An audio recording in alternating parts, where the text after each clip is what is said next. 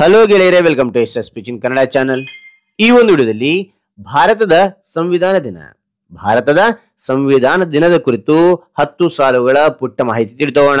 ಈ ಒಂದು ಮಾಹಿತಿ ಅಂತ ನಿಮ್ಗೆ ಇಷ್ಟವಾದ್ರೆ ಒಂದು ಲೈಕ್ ಅನೇಕ ವಿಡಿಯೋ ಪ್ರೋತ್ಸಾಹ ತುಂಬಾ ಸಿಗುತ್ತೆ. ಇನ್ನೊಬ್ರಿಗೂ ಶೇರ್ ಮಾಡಿ ಸಾಧ್ಯ. ಇಂಥ ಅನೇಕ ವಿಡಿಯೋ ಚಾನಲ್ ಸಬ್ಸ್ಕ್ರೈಬ್ ಆಗಿ. ಹಾಗೆ ನಿಮಗೆ ಯಾವ ರೀತಿಯ ಭಾಷಣ ಬೇಕು, ಯಾವ ರೀತಿಯ ಪ್ರಬಂಧ ಬೇಕಂತ ಕಾನ್ಸ್ಟ್ಲಿ ಕಾನ್ ಮಾಡಿ. ಆ ವಿಷಯಕ್ಕೆ ತಕ್ಕಂತೆ ನಾವು ವಿಡಿಯೋ ಮಾಡಲು ಪ್ರಯತ್ನ ಪಡ್ತೇನೆ ಅಂತ ಹೇಳ್ತಾ ಹಾಗೆ ಒಂದು ಮಾಹಿತಿ ಕಲಿತಾ ಹೋಗೋಣ ಬನ್ನಿ. ಮೊದಲನೇ ಪಾಯಿಂಟ್ ನೋಡಿ, ಸಂವಿಧಾನ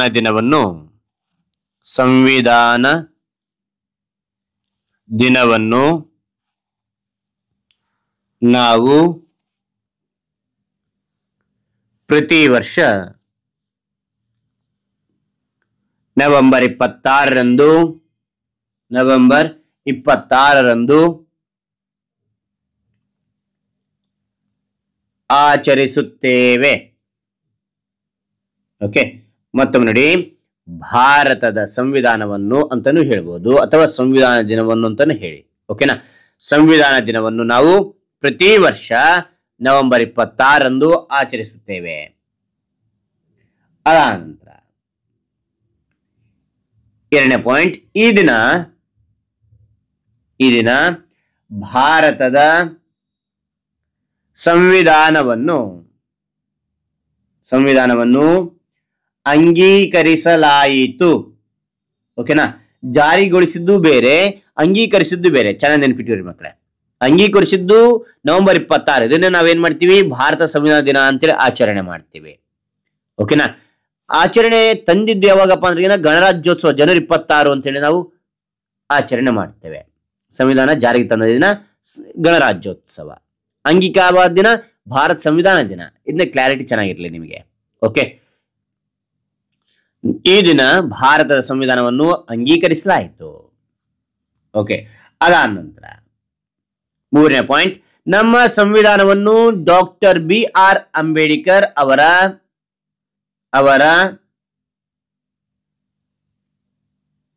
ಅವರ ನೇತೃತ್ವದಲ್ಲಿ ರಚಿಸಲಾಯಿತು. ನಮ್ಮ ಸಂವಿಧಾನವನ್ನು ಡಾಕ್ಟರ್ BR ಅಂಬೇಡ್ಕರ್ ಅವರ ನೇತೃತ್ವದಲ್ಲಿ ರಚಿಸಲಾಯಿತು. ಓಕೆ, ಅದಾನಂತರ ನಾಲ್ಕನೇ ಪಾಯಿಂಟ್, ನಮ್ಮ ಸಂವಿಧಾನ ವಿಶ್ವದ ಅತ್ಯಂತ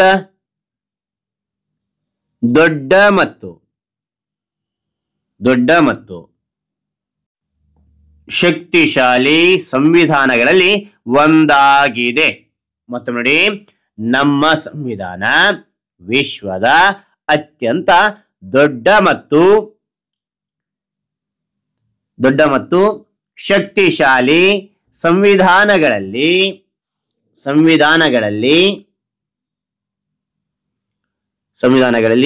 ಒಂದಾಗಿದೆ. ಓಕೆ, ಅಂದ್ರೆ ಐದನೇ ಪಾಯಿಂಟ್,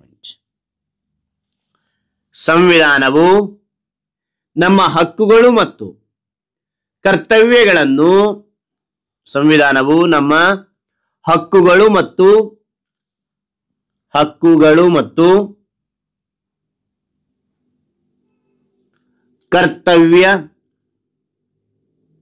ಕರ್ತವ್ಯಗಳನ್ನು ಸೂಚಿಸುತ್ತದೆ. ಸಂವಿಧಾನವು ನಮ್ಮ ಹಕ್ಕುಗಳು ಮತ್ತು ಕರ್ತವ್ಯಗಳನ್ನು ಸೂಚಿಸುತ್ತದೆ. ಓಕೆ, ಅದಾದ ನಂತರ ಆರನೇ ಪಾಯಿಂಟ್, ಇದು ದೇಶದಲ್ಲಿ ಸಮಾನತೆ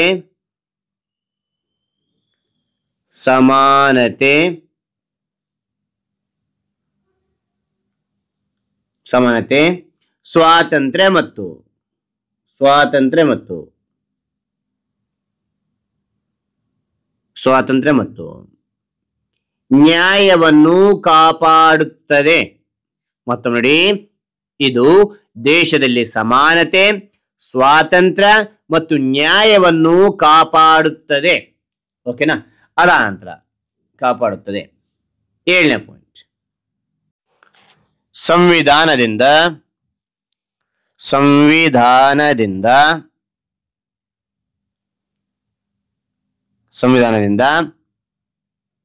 ದೇಶದಲ್ಲಿ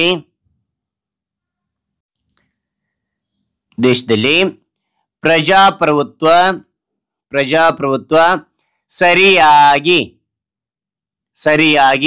ನಡೆಯುತ್ತದೆ. ಮತ್ತು ನೋಡಿ, ಸಂವಿಧಾನದಿಂದ ದೇಶದಲ್ಲಿ ಪ್ರಜಾಪ್ರಭುತ್ವ ಸರಿಯಾಗಿ ನಡೆಯುತ್ತದೆ. ಓಕೆ, ಅದ ನಂತರ 8ನೇ ಪಾಯಿಂಟ್.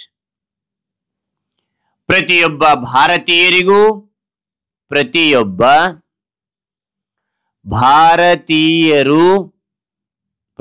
ಭಾರತೀಯರು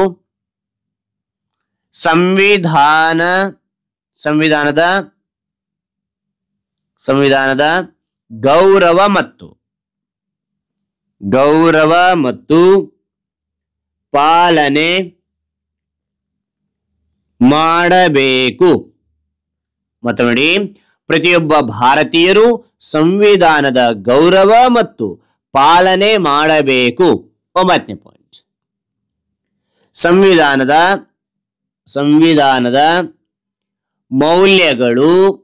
ಮೌಲ್ಯಗಳನ್ನು ಮಕ್ಕಳಿಗೆ ಮತ್ತು ಸಮಾಜಕ್ಕೆ ತಿಳಿಸುವುದು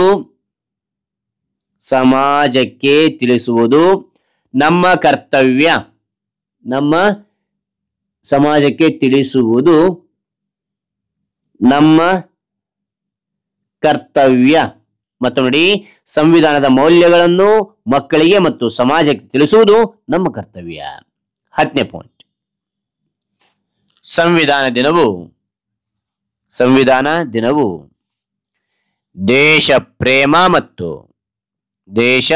ಪ್ರೇಮ ಮತ್ತು ಜವಾಬ್ದಾರಿಯ ಭಾವನೆಗಳನ್ನು ಹೆಚ್ಚಿಸುತ್ತದೆ ಅಂತಾನು ಬರೀಬಹುದು ಇಲ್ಲಿ. ಓಕೆನಾ? ಸಂವಿಧಾನ ದಿನವು ದೇಶ ಪ್ರೇಮ ಮತ್ತು ಜವಾಬ್ದಾರಿಯ ಭಾವನೆಗಳನ್ನು ಹೆಚ್ಚಿಸುತ್ತವೆ.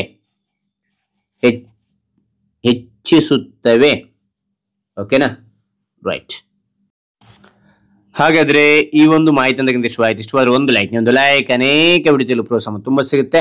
ಇನ್ನೊಬ್ರಿಗೂ ಶೇರ್ ಮಾಡಿ ಸಾಧ್ಯ. ಇಂಥ ಅನೇಕ ವಿಡಿಯೋಗಳ ಚಾನಲ್ ಸಬ್ಸ್ಕ್ರೈಬ್ ಆಗಿ ಮತ್ತೊಂದು ಹೊಸ ವಿಷಯದೊಂದಿಗೆ ಮತ್ತೊಂದು ಹೊಸ ವಿಡಿಯೋದಿಂದ ಭೇಟಿ ಆಗ್ತೇನೆ. Thank you for watching. Bye ಮಕ್ಕಳೇ.